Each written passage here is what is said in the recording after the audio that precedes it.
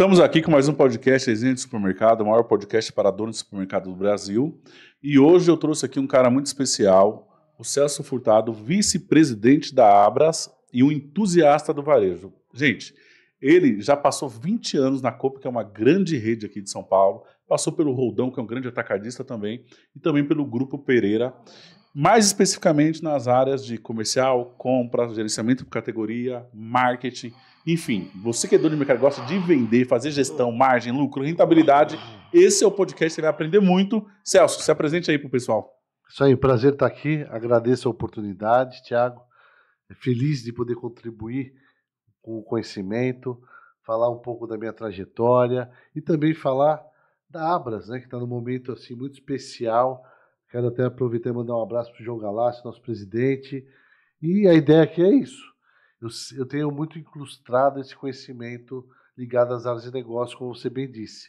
Sempre tive muito envolvido comercial, marketing, tudo que impacta o negócio é onde eu tenho grandes conhecimentos, muito embora eu fui profissional de carreira, passei por todas as áreas do supermercado, então eu tenho uma visão muito ampla e holística, mas eu gosto de me aprofundar sempre naquelas áreas onde tem uma alavanca de resultado maior. Tem um lance engraçado do Celso, que eu comecei, e a maioria dos donos de mercado sabe por onde começa, Celso? Empacotador. Eu comecei de empacotador. Mas ele começou melhor, ele já chegou estagiário no RH. Então ele não precisou ficar lá empacotando. Comecei melhor. Comecei como feirante. Não, então não é da melhor. Trabalho informal como feirante, onde eu aprendi ali, embaixo do sol, da chuva, a vender produtos, a melhorar a comunicação, atendimento, a ter o atendimento eficaz, a saber abordar as pessoas. Então, mesmo menino, era um desafio grande, né, e que ajudou no meu desenvolvimento. E aí, né, no meu primeiro trabalho formal na Coop, como estagiário, né, comecei lá como aprendiz. Eu falo que eu sou aprendiz até hoje, porque se a gente deixar de ser aprendiz, a gente fica para trás. A gente tem que ter a mente aberta para buscar aprender cada vez mais e aprender os novos conhecimentos que não param de chegar. Eu, quando cheguei no varejo, era aquele varejo mais tradicional, onde a economia ainda estava fechada, a preocupação era comprar bem, era abastecer e vender. E o varejo, depois da década de 90, com a abertura da economia, ele passou por uma transformação muito grande.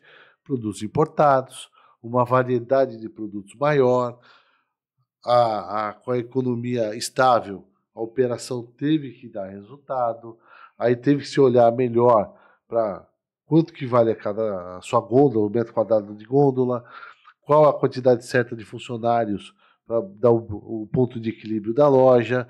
Então, vieram outras preocupações, mas tão importantes, que trouxeram o varejo para o patamar que está hoje. Né? Um varejo cada vez mais eficiente, muito preocupado com as métricas, muito preocupado com o consumidor, porque no passado vende o que tem. E o consumidor? Não, é o que tem. Hoje, como é que está o meu entorno? Quem são meus clientes? O que ele quer comprar? O que ele está buscando? Qual é a praticidade? Qual é a conveniência que eu vou oferecer? Então hoje, mesmo supermercados próximos, às vezes tem estratégias diferentes. E esse é o grande desafio do varejo. É você encontrar a estratégia certa para você, para o seu cliente. Muito bom, Celso. Gente, eu vou procurar aqui, sugar do Celso aqui, três pontos já aqui importantes. O primeiro é mostrar para você a importância da Abras no Brasil, que talvez você não saiba, a Associação Brasileira de Supermercados. Tem vários benefícios que ele me contou aqui nos bastidores. O segundo, a visão comercial dele sobre a principal área de atuação dele, que é comercial e marketing. E terceiro, a visão de um negócio estratégico como um todo. O que é um supermercado bom hoje? Para onde que o dono do supermercado tem que olhar? Então, Celso, vou fazer uma primeira pergunta.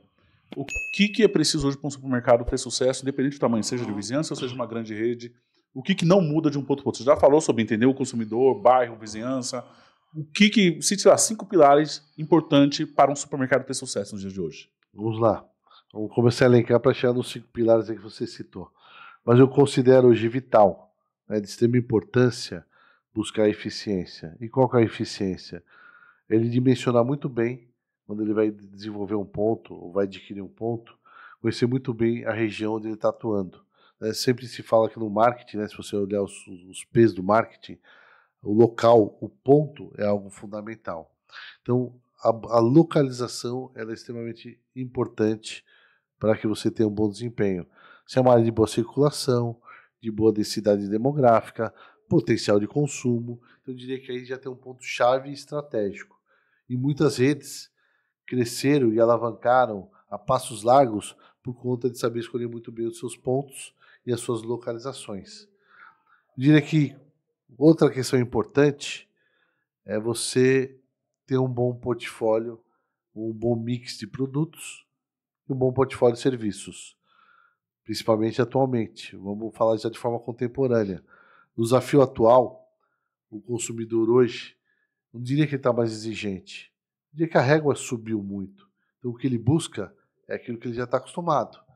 Então ele quer encontrar os produtos que ele está habituado a comprar para ele, né? Ele como shopper, para a esposa ou para o marido, para a família, para os filhos. Então, ter esse mix muito bem balanceado e adequado é outro grande diferencial. Que para isso é importante você conhecer o cliente. Quem são os seus clientes? Eu vejo ainda muito varejo se preocupando, depende do tamanho de loja, pode ser pequeno, médio e grande. Muitas vezes está olhando demasiadamente para o concorrente. E ele não está olhando para o entorno dele, para o cliente que está dentro da loja. Tem gente gastando dinheiro aí, muito dinheiro com tabloide, televisão, comunicação, mas ele não sabe quem está dentro da loja dele. E é fundamental conhecer quem está na sua loja, o que está demandando, o que está procurando. Então, muitas vezes, depende da distância, às vezes de 2, 3 quilômetros, você já muda já o racional de algumas categorias. E esse conhecimento é importante. E é isso que é vital para manter o seu negócio não só faturando bem, né? Que faturamento é vaidade. Você sabia, Thiago? Sim, o que importa é o lucro. Faturamento é vaidade. Sanidade é você ter o quê? Resultado. Então, a busca do empresário hoje, ou dos grandes executivos, é buscar esse resultado. E para ter resultado, você precisa ter esse trabalho de ser eficiente e saber também precificar os produtos. Então, como terceira alavanca, a questão da precificação, né? Então, a gente falou primeiro aqui de localização, segundo, sortimento de serviços, precificação. A precificação hoje também é algo que eu considero muito estratégico e vejo muito erro aí por aí afora. As redes ainda estão tentando a sorte. Muitos ainda não trabalham de uma forma muito eficiente. Ou, de novo, olham muito para o que o concorrente está praticando e não tem uma estratégia clara, balizada dentro do seu negócio. Porque nem toda promoção você deve acompanhar. Nem todo produto você deve promocionar. E no varejo, tem uma coisa que se fala muito de elasticidade de preço. Que é muito falado e pouco praticado. Tem gente fazendo com produtos que não tem elasticidade nenhuma e está queimando margem. E que também não vai trazer mais clientes. Então toda essa questão do pricing, da estratégia de preço, ela também é fundamental. E aí eu diria que outra preocupação, que eu diria como quarta preocupação, destacaria de forma relevante, é ter um bom conhecimento do cliente, ferramentas para monitorar e conhecer o cliente. Seja através de pesquisas, através de consulta de dados, busca de dados da loja. O próprio PDV hoje captura muito pouco a operação, né? Hoje eu vejo o varejo do CRM estritamente transacional. Eu peguei seu CPF, eu vou te dar X itens com preço competitivo. Mas você não ofereceu um produto lançamento que de repente está na cesta de compras que ele costuma comprar. Você não pegou alguma coisa do comportamento dele que é essencial. Então você tem que trabalhar o CRM de uma forma relacional. E CRM é cultura. CRM não é ferramenta. É outro erro muito típico em grande parte das empresas em tempos atuais, né? Você fala, como é que pode? Com tanta bibliografia, com tanto conteúdo, com tanta coisa disponível, as pessoas ainda estão se balizando pela ferramenta. Faz concorrência de ferramenta, implanta e depois não sabe o que fazer. Ou pior, faz o básico e não sai daquele básico. E não desenvolve a empresa para um patamar mais elevado, que é o de cuidar de cliente, né? E aí eu diria que o quinto elemento chave, que é onde tem a alavanca de transformação, é colaboração. Como você cria um varejo colaborativo para que os seus stakeholders, os seus fornecedores, contribuam de forma positiva no ecossistema. Infelizmente, essa cultura de colaboração ainda está presa numa casta muito privilegiada de grandes varejistas. Os médios já estão se absorvendo desse conhecimento e dessa prática. Os pequenos e os micros não. Então tem que buscar formas de trazer o ecossistema da colaboração a seu favor. Às vezes diminuindo o custo, às vezes trazendo alguma troca que venha beneficiar, né? Às vezes trazendo vantagens, que não só preço, né? De lançamento na região em primeira mão, de ter algum diferencial oferecido pela indústria. Então a colaboração eu vejo como outra grande alavanca para potencializar o pequeno, né, e o micro que estão buscando se desenvolver com qualidade. Eu diria que se trabalhar bem esses elementos, você com certeza vai estar muito competitivo, né, e vai ter uma escala de crescimento com taxas melhores que muitos concorrentes de vocês. Certo, Celso. Baita conteúdo nesses 5 pilares, hein? E você vê que ele gosta de falar, né? Eu faço uma pergunta. Vamos lá. Celso, na parte de GC, que é uma parte que você trabalhou bastante lá, gerenciamento de categoria, mas você vê muita gente falando gerenciamento de categoria, gerenciamento de categoria. O que é o gerenciamento por categoria na prática que dá resultado de fato? Resumindo aqui o beabá, para o mercado entender que você fez um baita projeto lá que deu muito resultado. Resuma para mim o que é o gerenciamento de categoria de resultado de verdade. E outra, lembrei, naquela época você já fazia, hoje se fala muito nesse termo como CRM, gerenciamento de categoria, trade marketing, são várias siglas hoje, mas naquela época que você implantou, cara, era difícil ter acesso. Qual era a sua fonte de conhecimento para poder evoluir em uma época que não tinha muito acesso à informação? Legal, boa pergunta. Bom, gerenciamento por categoria nada mais é do que uma parceria entre indústria e varejo, colaborando entre si, buscando ganha-ganha. Desse ganha-ganha gera um ganho para o consumidor. Então é um processo de colaboração entre o varejo e a indústria, buscando princípios de colaboração, onde isso vai se dobrar em vantagens e benefícios para o consumidor. E essa prática, a origem dela começou nos Estados Unidos, através do Walmart. O Walmart teve esse princípio quando percebeu que aí tinha uma alavanca de oportunidade, junto com outros especialistas, criou uma metodologia que foi difundida e se espalhou pelo país. No Brasil, o gerenciamento por categoria, pasmem, chegou na década de 90, na Abras. E aí vai uma outra curiosidade para você. A Abras começou com o Comitê CR em meados de 95, 96, e nesse período eu fui convidado como executivo da COP a fazer parte desse comitê. E quando eu sentei nesse comitê, Thiago, eu tive a surpresa. Uau!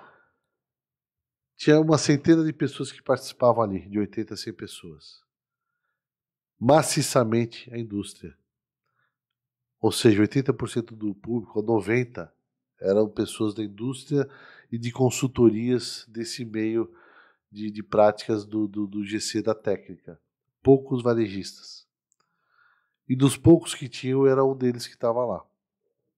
E na época, jovem e aprendendo muito, eu ia de uma forma muito simplória ali participar e mais ouvia do que falava. E anotava muito.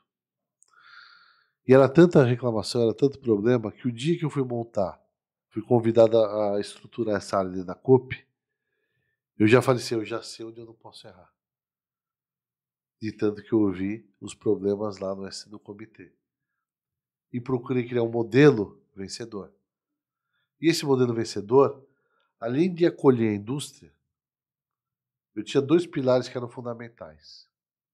O primeiro, garantir a execução. Varejo vive de execução, para tudo.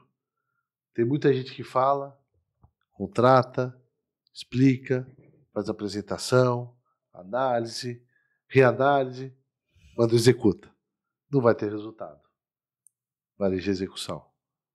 Então, eu sempre me preocupei em garantir a execução. Ah, mas não deu o resultado que eu esperava, mas eu executei. E aí eu conseguia medir a partir dali as evoluções. E o segundo, mais importante, naquela época eu entendia e já sabia que o pilar mais forte de conhecimento que eu tinha era a indústria. Porque a indústria sempre investiu muito em pesquisa doc, pesquisa de cliente, pesquisa de tendências. Eu nunca me esqueço, Thiago, quando lançaram, todo mundo aqui vai se recordar, do Clube Social. Não é um produto consagrado? Baita produto. Eu estava na cadeira de comprador, quando esse produto que ainda a antiga Kraft lançou. Eu lembro que eu peguei um pacote na mão, eu olhava para aquilo e falei, gente, como é que pode? É um biscoito salgado. E fazendo tanto sucesso. E qual que era o sucesso do Clube Social? É que ele embalou de uma forma diferente. Era crocante, era mais salgadinho, mas o segredo eram os mini pacotes. Era você consumir em qualquer momento do dia, aquilo tá fresquinho. Tanto é que aquilo hoje virou uma categoria, né? O Clube Social a gente tem doce, salgado, salgado com doce, sobremesa, lanche, ou seja... Outras marcas como Pit Stop. Mas por que eu trouxe esse exemplo? A indústria já estava investindo em tendências para perceber que era relevante cada vez porções menores, oferecer um produto saudável com qualidade, porque ele percebeu que hoje as famílias já não sentam no mesmo momento para consumir um produto de larga escala, de um pacote maior. Vem o pai e a mãe de manhãzinha, cedinho, toma um café e vai trabalhar. Depois vem os filhos, tomam um café e vão para a escola. São momentos diferentes. Às vezes consumem o mesmo produto. E a qualidade permanecia. Então, todo esse estudo é a indústria que traz. Então, você tendo a indústria como aliada para saber as tendências da categoria, qual que é a árvore de decisão, né? Isso parece que é besteira. Como que o seu consumidor compra o produto que você está vendendo? O biscoito, ele compra pela marca? Ele compra salgado ou doce? Ele compra... Então, daquela época, pelo estudo, ficou evidente que ele comprava por tipo de biscoito. Eu quero biscoito recheado. Depois eu vou escolher a marca e depois o sabor. Eu quero wafer. Eu quero cream cracker. Só que na época eu lembro que era um paredão de cores. Era tudo ali. Amarelo era uma marca, não vou falar marca. Azul era outra. E tinha esse paredão de cores. E a indústria conseguia, de certa forma, defender linear. Esse 1 metro é meu, esses 2 metros aqui são meus. E o consumidor? Tinha que andar o corredor inteiro para achar o que ele queria comprar. Então o GC, ele veio para facilitar a compra, garantir que aquilo que está comprando ele encontre no melhor preço, na melhor exposição e para que ele compre a quantidade para ele adequada. É organizar a categoria. E organizar a categoria é você garantir se aquela categoria está completa para atender o seu cliente ou não. E para isso, você tem duas derivadas que são importantes. Uma pela ótica do consumidor e outra pela estratégia do varejista. Eu, como comerciante, qual é a minha categoria de destino? Eu quero ser bom no quê? Eu quero ter o melhor açougue da região? Eu quero ter a melhor adega? Eu quero ter a melhor padaria? Eu quero ser a melhor bombonière? Se eu quero ser o melhor em alguma coisa, para aquela categoria eu tenho que ter um mix completo. Eu tenho que ter serviço. Ela tem que estar numa localização privilegiada dentro da loja. Agora, se ela é rotina, 85% das categorias são rotina, aquelas do dia a dia, arroz, feijão, açúcar, café. Se ela é conveniência, se ela é sazonal. Então você determina o papel. A partir daí você ajusta o calibre da categoria. E a partir daí a indústria te dá informação para você monitorar e operar melhor. Com essa inteligência da indústria, com esse trabalho eficiente do varejo, o nosso consumidor é privilegiado. e o resultado melhora. E eu tinha uma outra prática que eu adotei, que era minha particular. Vamos dizer que o capitão da minha categoria era Danone. O concorrente podia participar. Eu marcava uma reunião em outro momento para ouvir a visão dele, para saber o quanto que aquela proposta tinha um viés para a marca, era tendenciosa ou não. Então eu conseguia dissecar, avaliar e tirar o extrato e dizer, não, eu vou fazer 80% do que ele está falando. Não porque eu estou sendo negligente, porque eu percebi que aqui tem uma certa tendência a beneficiar e os outros estão sendo alijados. Então esse jogo de provocação, como varejista eu tinha. E aí eu aprendi uma coisa importante, que o varejo é uma batalha de percepções. Por quê? A primeira categoria que eu peguei para gerenciar na minha vida, e na época eu tinha um parceiro que era Nielsen, que é o Instituto de Pesquisa, que me apoiava porque tinha uma ferramenta Spaceman que eu utilizava, que era para montar um planograma. Você é louco, essa categoria é muito complexa, tem muito SKU, tem muita categoria. Mas é essa que eu quero, porque ela é difícil. Muito bom isso aí que você falou. Agora, deixa eu fazer outra pergunta. Então, você evoluiu participando de, tipo, espécie de workshops da indústria. Exato. Certo? Essa ferramenta da Nielsen. E hoje, existem ferramentas, quais são os painéis de network que o dono do supermercado tem à disposição hoje para poder evoluir e ter essas respostas que você buscava? Vamos lá, hoje o universo está muito mais amplo. Hoje a gente tem mais especialistas no mercado que na outra hora teve. Na época que eu comecei não tinha especialistas, estavam se formando. Você ficou até que ano na Coop? Na Coop eu comecei em 96, fui até 2017. No GC eu fiquei à frente mais 10 anos. Eu assumi o GC da Coop em 2000 e... Foi meados de 2004 e fui até 2014, 2015. E essa ferramenta da Nielsen que você usava para planograma e mix, dava certo quando você implantava, batia? Tinha uma acuracidade muito boa, assim, dava resultado quando você implantava? Sim. Eram dados precisos? Sim, aí é esse o desdobramento que eu quero fazer agora.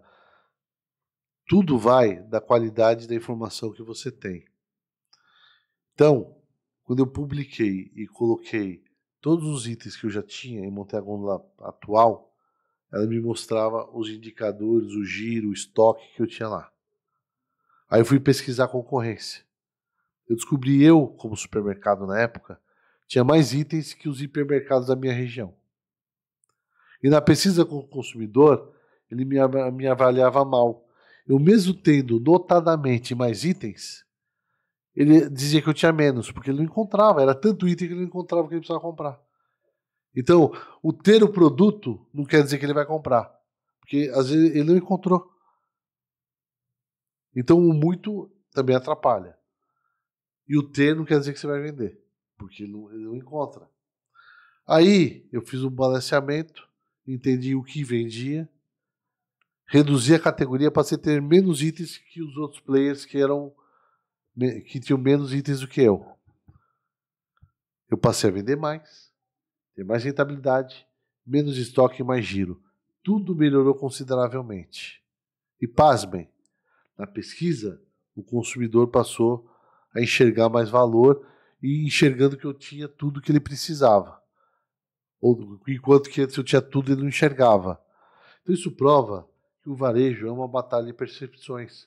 A Alray já dizia isso. Você não precisa ter melhor preço, mas você precisa saber trabalhar a imagem de preço. Você não precisa ter todo o mix. Você precisa trabalhar essa imagem de mix. Mas, notadamente, o importante é você garantir que aquilo que o seu cliente está procurando está lá. Esse é o grande diferencial. Certo, muito bom. E na Coop, a Coop tem quantas lojas hoje? A Coop hoje tem 31 lojas, está por volta de 31 lojas. Posso estar falando besteira aqui, está por volta disso, mas tem hoje um empório, tem lojas de condomínio, tem uma rede de drogarias com mais de 80 lojas, entre internas e externas. Um grupo fatura 3,5 bi hoje. E 3,5 bi, baita faturamento. E você tinha liberdade para fazer testes testar novas ferramentas, tecnologia, na época você tinha essa liberdade. A palavra liberdade é muito forte. Eu diria que eu tinha autonomia. Até porque eu estava muito embasado em estudos e com técnicas, né? E era um trabalho compartilhado, porque eu envolvia operação, envolvia comercial, envolvia alta cúpula. O gerenciamento por categoria, quando eu comecei, era uma metodologia muito conectada entre o top 1 do varejo e da indústria. Então, de forma recorrente, via a presidência da indústria para sentar com o varejo para combinar as estratégias de negócio. Então, a minha responsabilidade era muito grande. Porque o que eu estava fazendo lá na operação ia refletir no resultado da companhia e era reportado em reuniões de negócios, tanto para o presidente da minha empresa como para o presidente da indústria que participava. Então, a gente tinha que trabalhar com seriedade, com muito cuidado, mas com autonomia.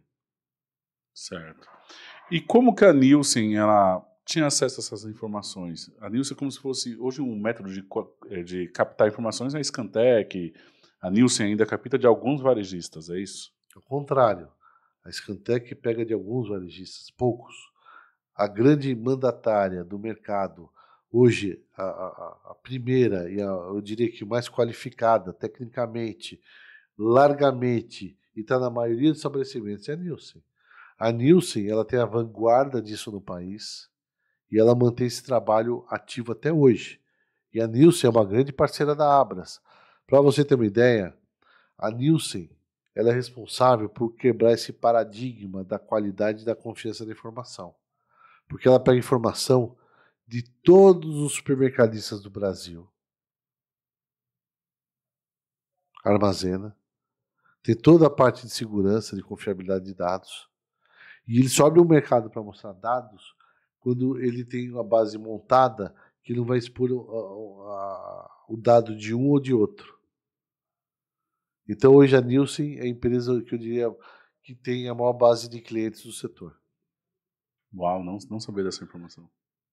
E é hoje exclusiva em muitos varejistas. Tem muitos varejistas que só está com a Nielsen. E ele dá informação, mas ele também recebe uma informação do mercado de forma genérica. Aí nessa troca, como que funciona? A Nielsen tem a parceria com o varejo. O varejo passa a vendas do sellout do que ele vendeu no dia a dia. Como contrapartida, a Nielsen dá o nível de contribuição de relatórios, de inteligência para o varejo entender como ele está atuando, com qual qualidade para performar melhor. E ele vende para a indústria.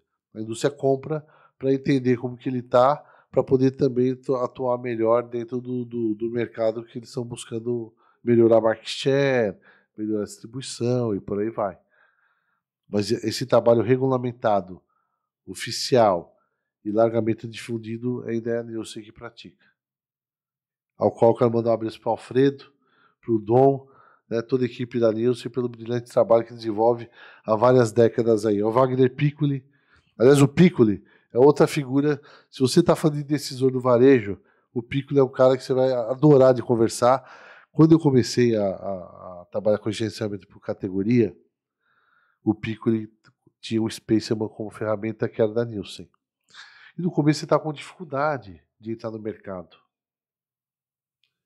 Aí um dia eu falei assim, Piccoli, você não tem que vender a ferramenta, o Spaceman, você tem que vender o GC.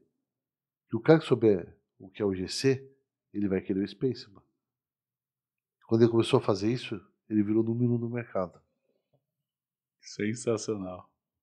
Cara, eu vejo que você gosta muito de dados e informação. Seu perfil diz que é qual? Deixa eu tentar adivinhar. Você tem ele na cabeça aí? Mais ou menos. Mas você deve ter um perfil muito conforme. Muito. Eu sou conforme também. Você fala, você tá falando de dados e informação? A minha cabeça já tava, cara, o que eu fazia com esse monte de informação aqui? Né, que eu gosto de dados e informação. Eu gosto de estruturar, eu gosto de informação, eu gosto de criar essa estrutura de dados e de inteligência, porque é o que me dá métrica para balancear e ao mesmo tempo para evoluir. Na época do gerenciamento por categoria, das 300 categorias que tinham na época da Coop, 200 eram gerenciadas. E nós chegamos a gerenciar até check stand. Eu tive um projeto especial de check stand com planograma. Então eu tinha em todas as lojas um planograma até do que ia no check stand. Então isso ajudava a ser eficiente no ponto de venda, a evitar que tivesse um oportunista ou que tirasse o espaço de alguém que estava pagando pelo espaço.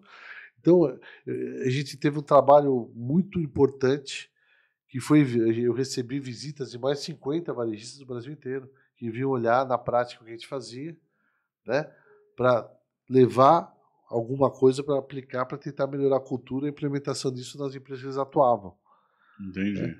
E o GC ainda, ele já não está mais tanto na crista da onda como já foi, mas ele ainda é largamente utilizado e aplicado. Sim. Agora eu tô perguntando, beleza, agora vamos falar da sua migração, você sai da Coop após 21 anos.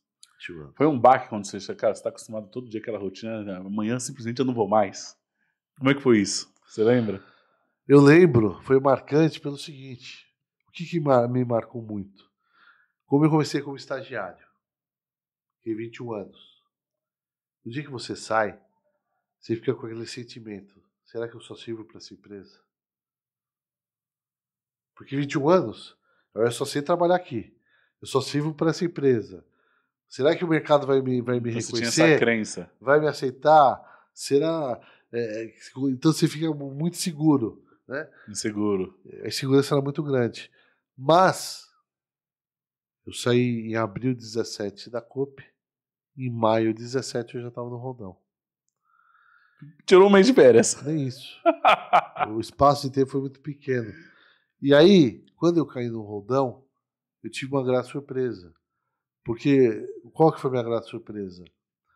Que é outra coisa que quando você fica muito tempo numa empresa, você não sabe medir a sua régua de como você está em relação aos seus pares no mercado. E eu percebi quando eu caí no Roldão, aí eu caí no ambiente, tinha gente que veio do GPA, veio do Carrefour, veio de outras redes intermediárias, mas eu percebi que eu estava ali up to date no conhecimento ou nas práticas. Então eu falei, opa, eu não sou defasado. Eu falo de igual para igual. Eu entendo, conheço e sei fazer. Aquilo me fortaleceu. Aquilo me energizou. Deu confiança. Muito grande. Né? E outra coisa, aprendi outra cultura. E o mais porque importante. É um atacarejo, Roldão é um atacarejo. Eu ia chegar nesse ponto agora. E outra coisa, eu fiquei 21 anos num varejo que era supermercado, tinha drogaria e implementou postos de combustíveis. Esse era o meu universo. Eu cheguei até a implantar uma rede de loja de vizinhança. Quando eu vim para o Roldão, eu quero no atacarejo, que era um mundo que eu não conhecia. Que foi um presente. Porque o atacarejo já vinha num boom positivo e eu estava no supermercado. Então, me deu essa lição, esse banho de loja, que eu fui aprender o mundo do atacarejo. E aí eu acabei indo depois para o Forte, que faz parte do Grupo Pereira, o Forte Atacadista, que é uma referência nacional, lojas lindas, lojas realmente exuberantes, lojas potentes de vendas, que aí eu entrei de a fundo nesse negócio do atacarejo. E aí mais uma cultura, mais conhecimento, e aí você vai aprendendo também culturas regionais de outras regiões que você passa a trabalhar com a marca. Então eu tive esse presente de viver essas transformações e com o tempo eu percebi que elas eram complementares e que foram me fortalecendo a minha trajetória profissional. E eu sempre trazia o déjà vu, né? Pô, isso eu já fiz a Coop, é fácil. Aplica aqui. Adapta e aplica, né? O adaptar tem que entender a cultura, tem que ver se funciona. Não é fazer a mesma coisa, não é isso. Por outro lado, você chega em outras empresas e percebe o seguinte, pô, isso aqui eu não sou tão bom. E aqui os caras são muito bons, eu tenho que estudar, eu tenho que aprender, tenho que me aprimorar. Então, aí você vai atrás, né? Então, isso também é legal, porque te traz novos conhecimentos, né? Então, esse lado de ser aprendiz e buscar conhecimento, eu sempre tive muita energia, muita vontade. Até hoje. É o que me movimenta, né? Eu quero sempre dizer, poxa, apareceu uma palavra nova, uma metodologia. Eu quero aprender. Porque é o que me movimenta. Certo. Agora, outra pergunta aqui que é o seguinte. Você saiu para a Coop, foi para Atacarejo, aprendeu esse novo mundo, depois foi para o Forte. No Forte, você teve que mudar de estado? Eu era um nômade.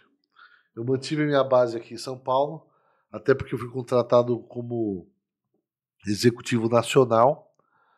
A base era no Itaim, mas só que eu aprendi também desde cedo né, que varejo é loja. E na época, o Forte não tinha loja em São Paulo. Então não adiantava eu ficar no escritório com a bunda na cadeira. Então eu ficava uma semana fora, voltava, ficava 10 dias fora, voltava. Então a base de lojas estava em Campo Grande, Cuiabá, Brasília e Santa Catarina. Então eu ficava viajando entre essas praças, ficava um período fora, uma semana aqui, um período fora, uma semana aqui, né, e administrando a carreira dessa forma. E funcionou muito bem durante esse período. Executei muita coisa, inaugurei muita loja, né, e vivi também esse momento de transformação e crescimento profissional que muito me ensinou. Certo, agora outra pergunta. Eu quero que você fale para mim 3 supermercados como experiência de cliente que você tem como referência no Brasil. Porra. Como experiência de cliente. Eu tenho medo de citar 3 e deixar de fora o importante aqui. Eu, como hoje executivo da Abras, essa gafe eu não posso cometer. Sem sabonetar. 3 que você gosta como cliente. Eu diria o seguinte, olha. Eu vou de uma forma genérica dizer o seguinte. Tem players caminhando na boa direção hoje com experiência do cliente. Buscando conhecer bem o cliente e adotar práticas para poder encantá-los ou atendê-los bem, tendo a preferência desses clientes. Viu? Mas dizer o melhor, os 3 melhores, é difícil. Porque assim, hoje, a Abras ela divulga e fomenta muito o desenvolvimento do CRM de uma forma muito ampla e geral. Então, para nós, é importante disseminar essa cultura largamente para sua utilização, né? Mas tem boas práticas, como o GPA, Pão de Açúcar, Mufato, tantos aí que operam bem.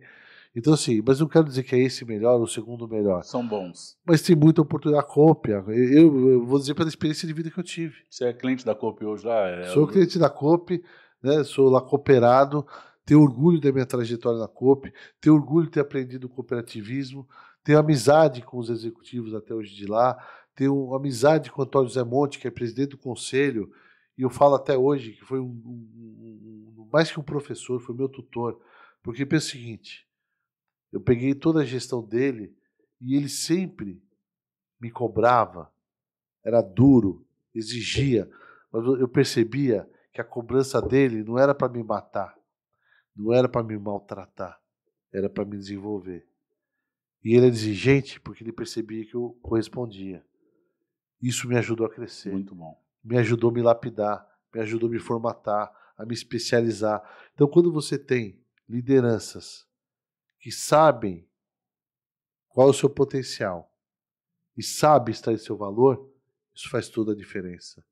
E hoje eu procuro fazer uma liderança com essa mesmo pilar, com essa questão de empatia, de entender o colaborador, de fazer a leitura e saber onde que eu vou pegar ele, que eu vou incomodar. Mas é aquele incomodar de tirar a zona de conforto, mas para fazer ele crescer. Então, poucos líderes têm sensibilidade para isso. Legal. Agora outra pergunta aqui. Como você vê o futuro do varejo? Você acha que o atacarejo continua crescendo, a loja de vizinhança?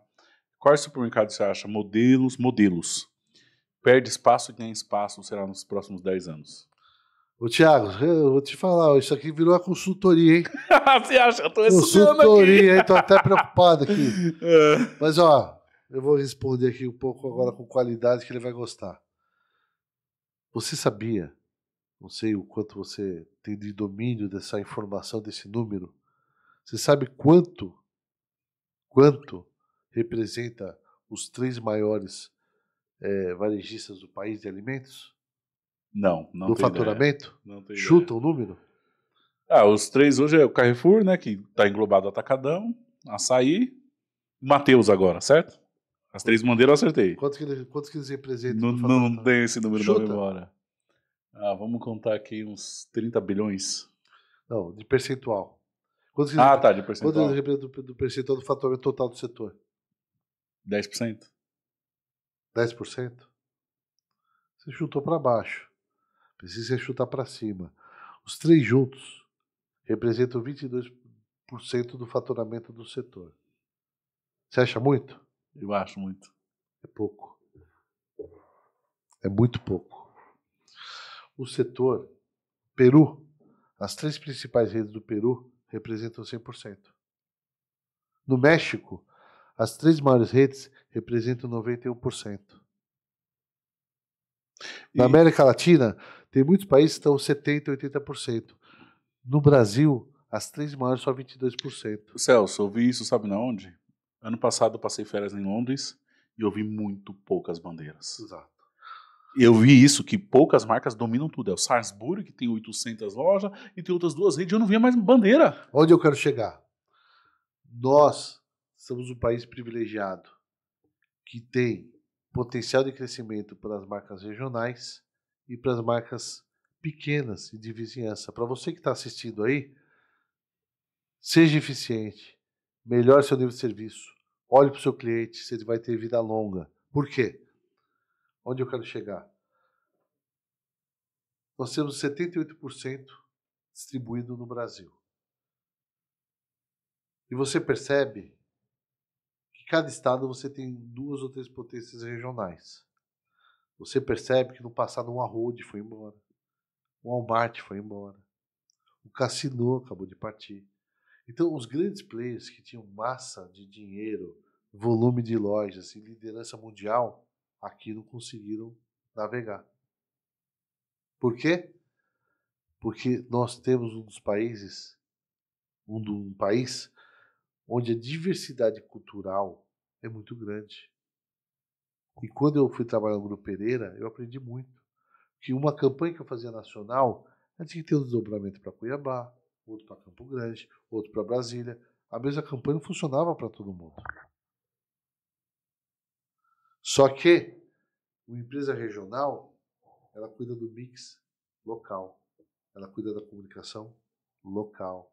Ela se esforça para entender a região. Coisa que o grande massifica. É um tabloide só, é uma comunicação só, é um padrão de loja só. Percebeu? E hoje, eu diria para você o seguinte: tem vários canais hoje de expansão, não é um somente. E tem um que se transformou e se fortaleceu no período pós-pandêmico, que é o setor supermercadista. Antes da pandemia, o atacarejo estava sozinho nadando de braçada e os supermercados estavam tendo dificuldade. Com a pandemia e no pós, o supermercado passou a olhar o seu negócio de uma outra forma diferente, agregando mais serviço, valor. Então ele passou a ter um número de crescimento hoje de lojas maior que atacarejo. Esse ano até agora, se inaugurou mais supermercados que atacarejos. 128 supermercados, 78 atacarejos, dessa ordem. O ano passado inteiro se inaugurou 600 novas lojas. O setor tem expansão. O crescimento do consumo dos lares também cresce e vem crescendo de forma consistente, porque cada vez mais o consumo fora do lar está mais caro. Restaurante. Então, isso fortalece o ecossistema supermercadista. E a Abras, onde que ela atua? Em todos os players, em todos os canais. A Abras atende você pequeno, micro, médio, grande, você que vende container, você que é loja de vizinhança, atacarejo, supermercado. Onde tem alimentos tem Abras. A Abras defende o varejo alimentar. No ranking da Abras, tem atacarejo, tem varejo, tem... Por quê? Supermercado, porque ela atende o varejo alimentar. Esse é o nosso propósito. O nosso presidente João Galassi, quando começou a reforma tributária, você viu o que estava acontecendo? Tinha um movimento para tributar até os produtos essenciais, básicos. Até produtos que eram isentos iam ser tributados. O João Galassi, quando viu isso, se mobilizou, foi para Brasília, puxou todas as forças que ele tinha das frentes parlamentares, buscou apoio, mostrou a causa que está brigando pelo consumidor. E ele pediu o seguinte, vamos manter o que já foi conquistado. O que está isento se mantém isento.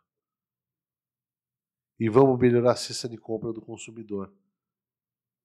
E essa luta dele tem sido vencida porque ele luta pelo consumidor. Ele diz com muito propósito. Nós, do setor supermercadista, somos repassadores de impostos.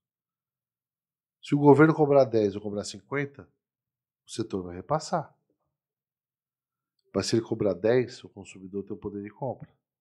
Se ele cobrar 50, o poder de compra é muito menor. Então, aí o setor se enfraquece ou quebra.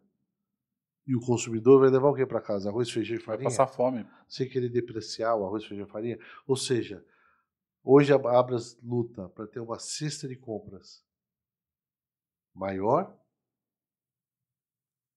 mais nutricional, com itens regionais, para que atenda com qualidade e saúde os nossos consumidores. E a Abras, muito embora está distante de você está olhando aí e fala, pô, mas a Abras está longe. A Abras está com vocês todo dia. Na pandemia, o setor não fechou porque quem classificou como essencial? O setor foi a Abras, sabia disso? Não sabia. A Abras defende e regulamenta o setor. E ela regulamentou que é um setor essencial. Você não teria fechado as lojas. E foi o setor que garantiu o abastecimento, a tranquilidade de quem estava enfermo, de quem não podia sair de casa. E mesmo com tudo isso, a gente cuidou de todos os protocolos de segurança para que quem comprasse tivesse segurança e para quem estivesse trabalhando também. Eu, nessa época, eu estava no varejo. E eu tive que rapidamente me movimentar para tirar oferta. E em vez de cancelar a mídia, sabe o que nós fizemos na época? Colocamos informes de utilidade pública para acalmar a população. De educá-los de como vir fazer as compras, para que ele fizesse segurança, para que ele não tivesse desespero. Então o setor teve que mudar e colocar as placas de acrílico, máscara, álcool gel, ou seja, e conseguimos transpor esse período tão duro que a gente passou. Então hoje a Abras está regulamentando devido ao setor toda hora, né? Em lutas que são importantes para o pequeno, para o médio e para o grande empresário. Legal. Agora, falando de atacarejo, sobre hábito de consumo. Em países de primeiro mundo eu nunca vi atacarejo. Agora tem, né? Porque o Carrefour está exportando. Agora olhando aqui, a grosso modo, eu acredito que o atacarejo não existiu num país como o Brasil, porque é um país mais de terceiro mundo e por uma necessidade financeira, um poder aquisitivo um pouco menor na grande massa. Eu estou fazendo uma pergunta. Justamente porque se o pessoal tivesse condições, você acha que o povo iria para o atacarejo? Iria e vai continuar indo. Vamos lá. O que nós acreditamos? Né? Você não acha que o pessoal tiver condições, ele prefere a loja com serviço do que o atacarejo? Não, preferir uma coisa, dizer que vai acabar é outra. Sim, sim. Mas você não acha... Vamos supor que a renda do Brasil crescesse e as pessoas tivessem mais condição, você não acha que o share do atacarejo cairia? O share cai, mas não acaba. Você perguntou se sim, acabar. Sim, uma coisa é acabar, outra coisa é diminuir. Acabar, diminuir. Vamos lá. Eu sempre participei de eventos, tanto no Brasil como no exterior. E há 10, 15 anos atrás, na NRF, que é a maior feira de varejo do mundo, lá em Nova York, os grandes especialistas diziam que as lojas de tijolo iam acabar. O e-commerce ia tomar conta. Isso aconteceu? Longe de acontecer. Percebeu?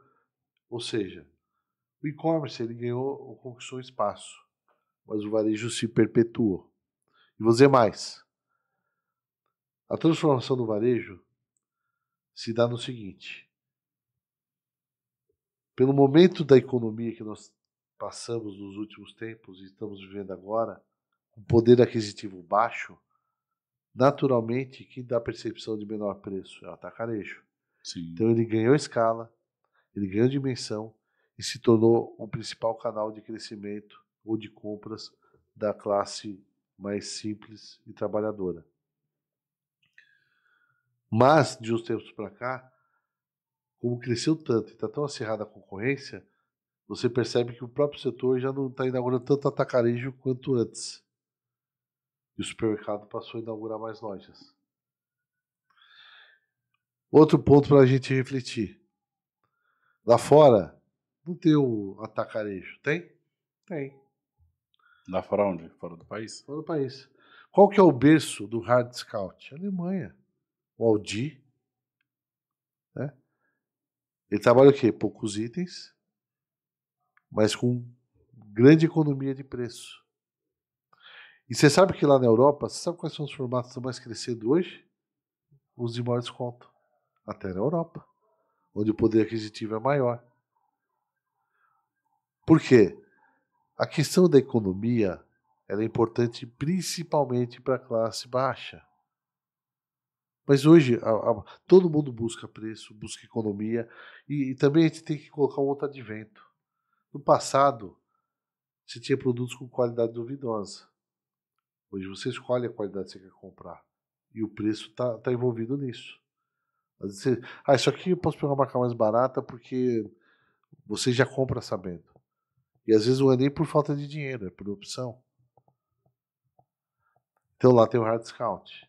Nos Estados Unidos, qual que é um dos varejos que mais cresce? Tem dois. Quais são os dois varejos que mais crescem lá em escala nos Estados Unidos? Um se chama Costco, o maior clube de compras do mundo e dos Estados Unidos. Ele é um hard discount. Na verdade é um atacarejo. 4.500 itens e vende uma barbaridade. E tem muito varejista brasileiro, atacadista brasileiro que vai lá olhar o que eles estão fazendo para copiar e trazer para o Brasil. Ele é uma referência. E o outro formato que mais cresce é o... Fugiu o nome agora. O Trader Joe's. Já ouviu falar do Trader Joe's? Não. O Trader Joe's é um formato pequeno, caseiro. Parece que você está num barco. Ele se veste com roupas de marinheiro, de pessoas que estão no Havaí. Toda a comunicação ela é escrita à mão.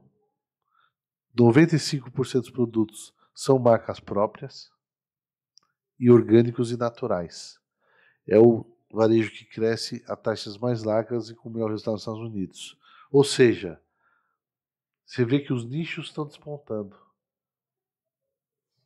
E eles não abrem mão do posicionamento, porque eles conhecem o cliente deles. Quem é cliente do Trader Joe's não migra, porque a proposta é muito clara. É bem subnichado. Exatamente. E aí, eu te digo o seguinte, o atacarejo no Brasil, ele existiu durante muito tempo. Era um macro. Só que o atacarejo, ele servia o quê?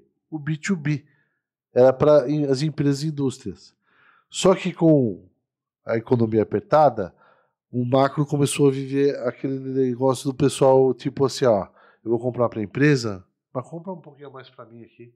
E começou a gente comprar para o abastecimento doméstico. E isso acendeu a luz e profissionais do varejo entender que tinha um nicho aí.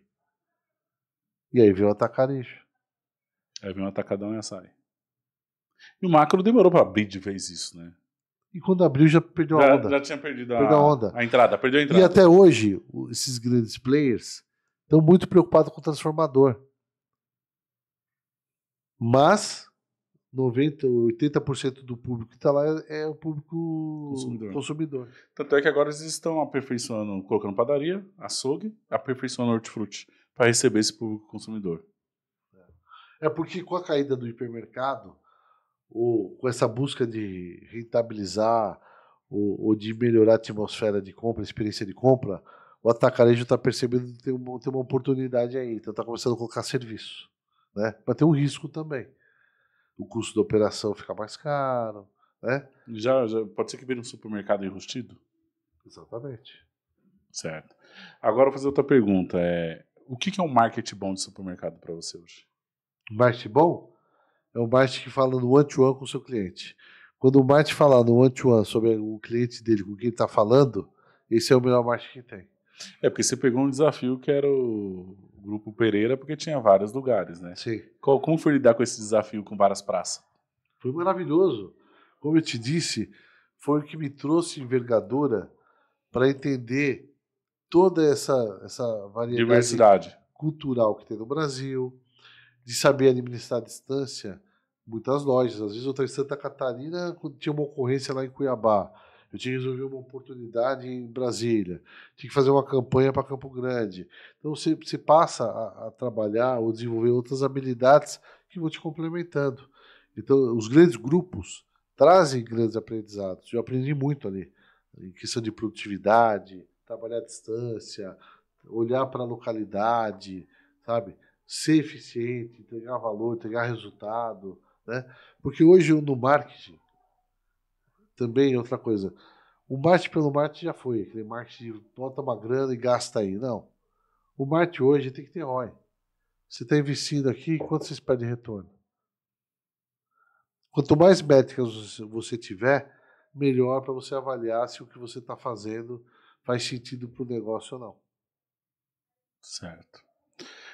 Já agora nós vamos entrar na Abras já. Você falar mais o que a Abras hoje oferece para o dono do supermercado, varejista de médio porte, pequeno porte, porque os grandes já usufruem desse trabalho da Abras, né? Perfeito. Então aqui, um dos propósitos desse podcast é você conhecer o trabalho da Abras a nível nacional. E tem muita oportunidade que eles podem contribuir demais com vocês aí. Vou dar uma pausa aqui para falar dos nossos patrocinadores. Coloca aí, produção, por favor. Então, nós temos aqui hoje a Intersolid, que é a nossa RP. Se você procura um software de gestão que tem ferramenta de price, que tem gerenciador de compras, análise de ruptura, curva ABC, enfim, uma gestão, um software completo, né? Então está aqui a Intersolid, nosso parceiro. Tem a Superfood Contábil também, uma contabilidade especializada em supermercado, em lucro real, atende mais de 700 empresas no Brasil todo, então super indicada por nós. E também a Supermarket é uma agência especializada em supermercados, que atende dezenas de supermercados no Brasil todo, como único nicho sendo só supermercado. Então, super indicado por nós aí também. Agora, Celso, fala aí da Abras. O que o dono de mercado não sabe que a Abras tem e está perdendo a oportunidade, ele vai saber hoje? Vamos lá. Vou começar pela Universidade Abras. Hoje nós temos, na verdade, a Escola Nacional da Abras, que é um site com vários cursos técnicos, vários cursos voltados para o setor supermercadista, que muitos acabam homologando, treinando as suas equipes através do nosso portal. Nossa, Escola Nacional da Abras. Se você quiser, a produção coloca aqui, o pessoal vendo a praça. Você quer? Você gostaria? Vou colocar. Consegue colocar aí, Wellington, por favor? É o site da Abras. Escola Nacional da Abras, põe aí. Ele vai pesquisar ali. Você pode falar enquanto ele procura lá. Só por aqui que eu já falo o endereço aqui. Tá, que aí nós vamos mostrar na prática aqui como funciona o portal, tudo.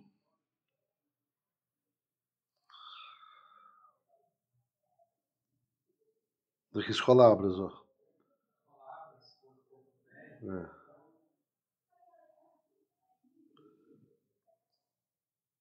Você entra aqui, ó. Escola Nacional de Supermercados, ó. Cursos de referência, de excelência e treinamento. Totalmente gratuito e voltado para o setor. Não, sensacional isso. Estoquista, açougue, ESG. É que a produção... Prevenção de perdas, operação de checkout, empacotador. E vou dizer mais, tem muito supermercado pequeno que hoje ele não tem uma área de RH estruturada ou não tem tempo para treinar. Ele entra aqui, fala pro cara, faz o curso.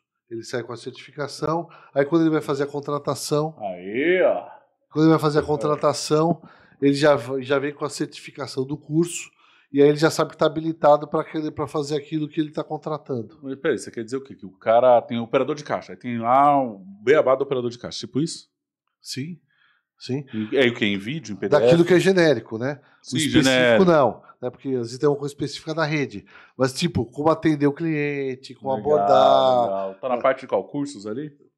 Aqui mostra como acessar, você cadastra, é gratuito, 100% gratuito. Ó, aqui tem curso básico de empacotador, até MBA para o varejo.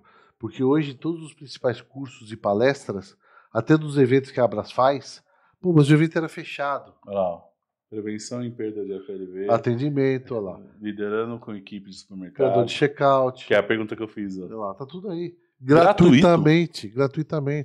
Aí ele tem, lógico, tem que responder, tem um tempo para assistir. Formando uma equipe com postura vendedora ali. Exatamente. Cara, eu aposto que o pessoal não sabe disso. E isso é pro público que tá assistindo aí, é para você. Olha só que legal. Introdução básica ao varejo supermercadista, açougue e supermercados, higiene e saúde, padaria e confeitaria. E tem muito mais. Se você entrar, você vai ver muito mais. Aí ele te dá a régua que você tá de educação, como que você está conduzindo, o quanto falta para assistir, dá a certificação. Muito bom. Cartilhas, deixa eu ver as cartilhas, isso. Tem muita coisa boa aí. Muito bom. Eu acho que você vai acessar, vai lembrar desse site aqui que eu também acessava como gerente de compras. O Supermercado Moderno, você acessava? Sim. Para ver mercadológico, essas coisas, eu acessava também lá Sim, atrás. sim, sim. Não tem mais, né? Mas era um parâmetro de mercadológico, né? Sim. Como que eu organizava o meu mercadológico? Era o lugar que eu tinha de acesso naquela época. Hoje eu tenho a Super Hiper, então a gente investe muito em pesquisas exclusivas, conteúdo e indicadores na nossa revista Super Hiper. Super Hiper? Tem digital também? Tá no site. Se você está no portal da Abras, todas as edições gratuitas e digitais. Tá a revista do ranking, todas as pesquisas e Entra aí, conteúdos da Wellington. Abras. Abre aí, Wellington. Tá no mesmo site da Escola Abras? Portalabras.com.br. Super Hiper, Portal Abras. Vamos mostrar na prática aqui. Muito bom isso aí também, que nós precisávamos de um norte, né? Falei, caramba, será que esse mercadológico tá certo? Hoje a Abras atende todos os canais, todos os tamanhos. Às vezes a pessoa tem miopia. Não, mas a Abras está distante. Não está distante. Cadê aqui? É o Portal Abras, Wellington. Outro site. Vai pelo Google, coloca Abras, acho que vai aparecer. Isso. Portal Abras, certo, aí. Aí, ó, é isso aí. Aí, ó. Aí você entra aqui na parte aqui, ó, das revistas. Pode estar Super Hiper aqui, ó. Acabou de ser um guia agora recente com as marcas mais vendidas em cada região. O cara do norte, qual que é o açúcar que mais vende? Qual que é a água que mais vende? Foi a Nielsen que deu a fonte ou não? Tudo aqui é Nielsen.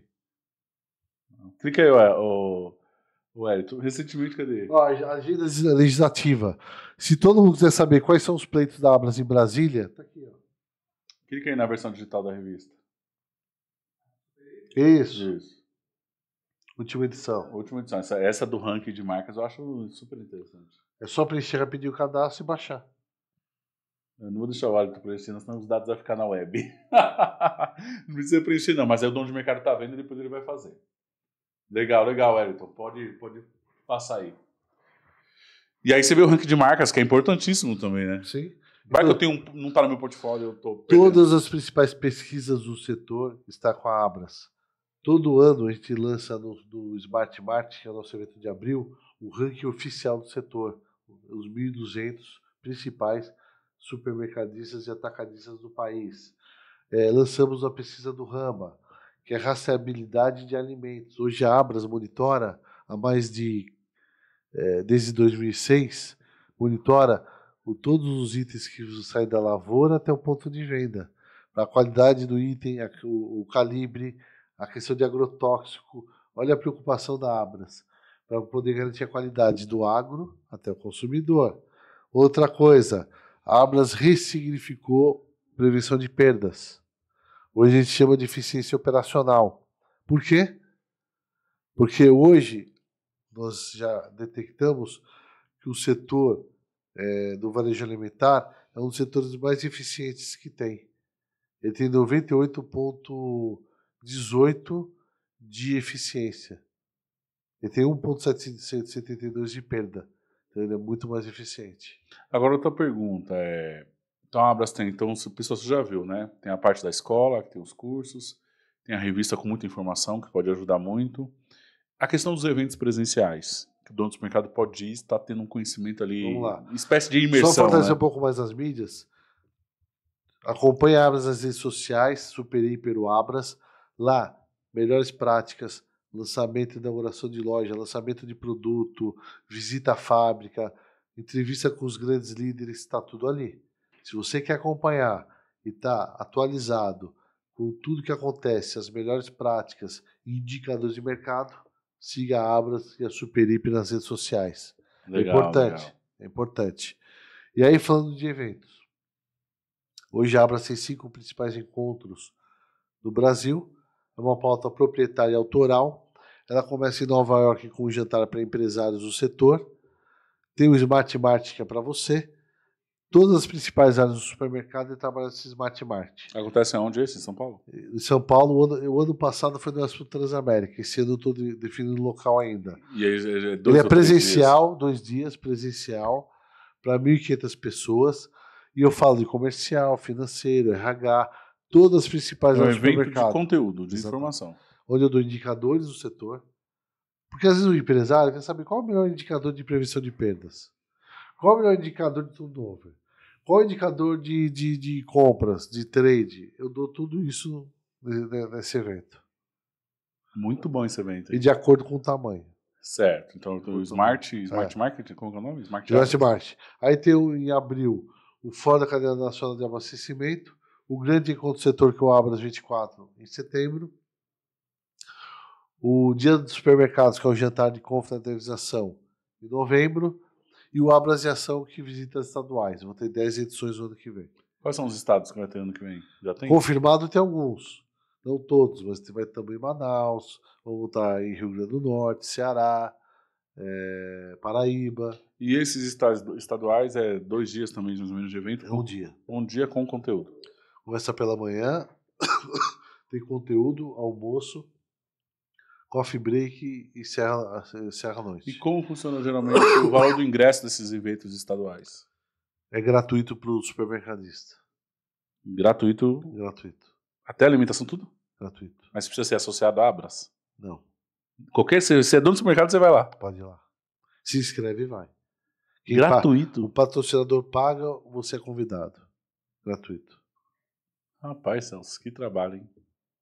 Mas, ao mesmo tempo, ele tem uma gratidão muito grande, porque o que eu falo, hoje a Abra se abriu para o mercado e dá possibilidade. E nesses eventos, eu mostro as melhores ferramentas, um conhecimento de ponta daquilo que é mais atual. A Abras mostra tudo que ela pode atender e ajudar o supermercadista a evoluir. Então eu tenho gratidão de poder fazer esse trabalho que é importante para o setor. Agora, a Abras tem a intenção no futuro de criar uma feira semelhante à da APAS assim? Já tem a da APAS. A APAS ela já se consolidou como a maior feira do Brasil. Faz sentido eu fazer uma feira para ficar brigando com a APAS? Não. Não. Qual que é o nosso papel? Divulgar o da APAS. É desenvolver o setor. Então, eu faço grandes encontros, onde eu tenho toda a nata do setor reunida para falar do futuro. Quando você participa do evento da Abras, é patrocinador e convidado, que são os supermercadistas. Então, é um público muito qualificado. Então, o trabalho da Abras é um trabalho mais de desenvolvimento. Né? Exatamente.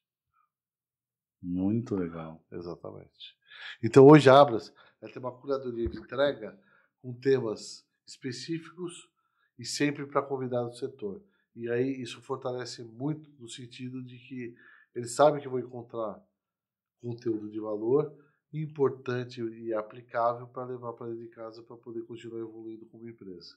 Eu fico feliz. Nós estamos nesse mesmo projeto, que é esse aqui, um podcast gratuito de contribuição, né, onde hoje o Celso esteve aqui, contribuiu muito na questão de conhecimento da carreira dele e agora também divulgando esse trabalho da Abras, que é um trabalho incrível.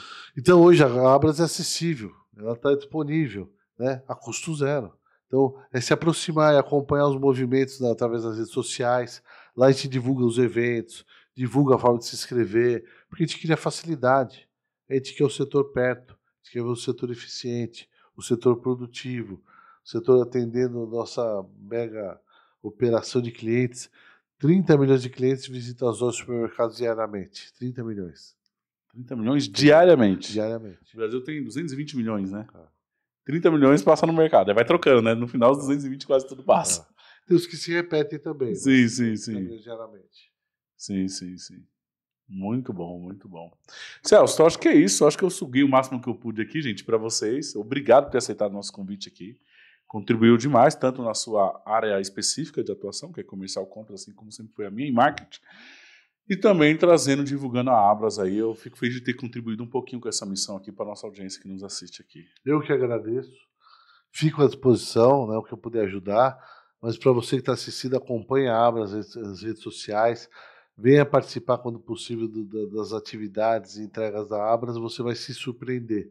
E hoje a gente está realmente com um nível de trabalho, de entrega assim, fantástico. Fantástico. Irmão, gratidão. Muito obrigado. É nóis. Esse foi mais um podcast Resenha de Supermercado.